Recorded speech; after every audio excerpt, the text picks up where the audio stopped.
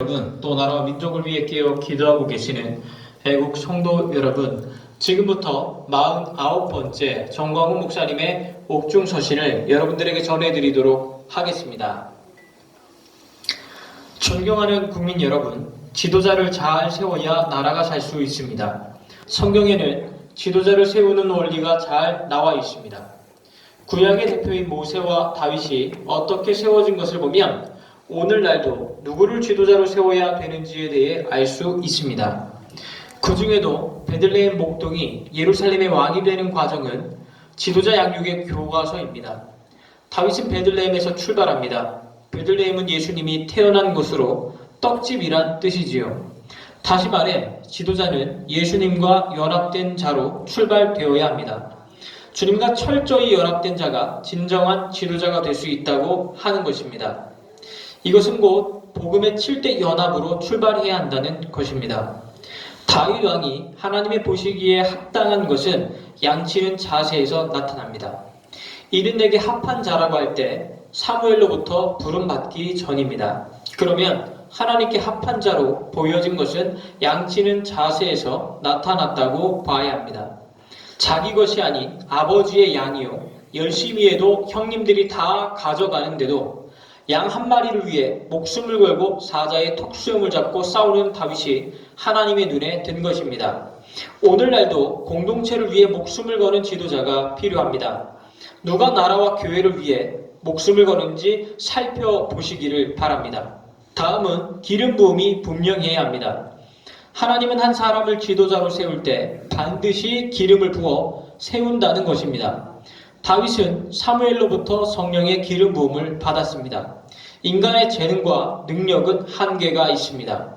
성령의 기름 부음이 있어야 합니다. 다음은 의로운 분노가 있어야 합니다. 골리앗이 왔을 때 사울은 숨었고 다윗의 아버지는 자기 아들은 희생하면 안 되고 형들은 자신들도 못하면서 오히려 다윗을 꾸짖었습니다.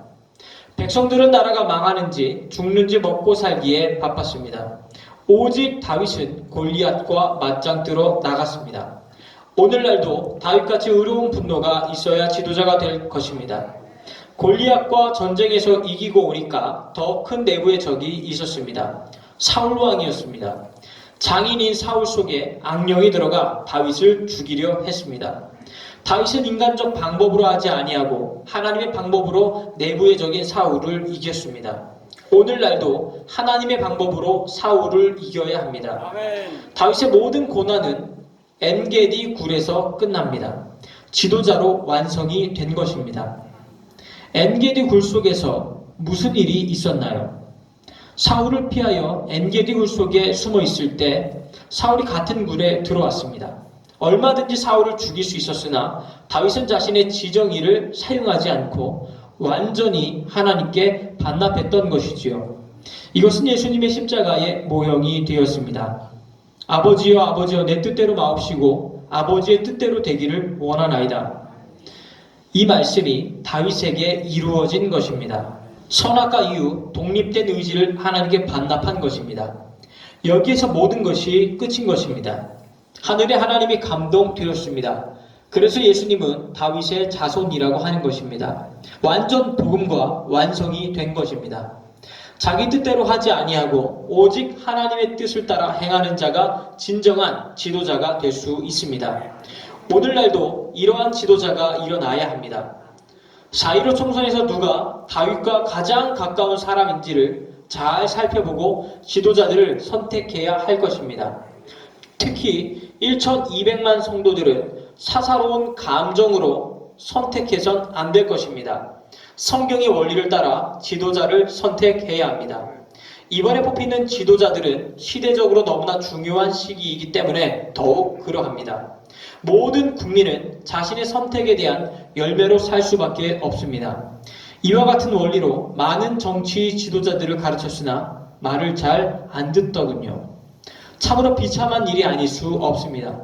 이승만과 같은 지도자가 왜 일어나지 않을까요? 그만큼 한국 교회가 지도자 양육에 실패했다는 것입니다. 선교사들은 이 땅에 들어와 많은 지도자들을 복음으로 양육했습니다. 기도 많이 하십시오. 성경과 연합한 지도자들이 많이 세워질 수 있도록 기도합시다.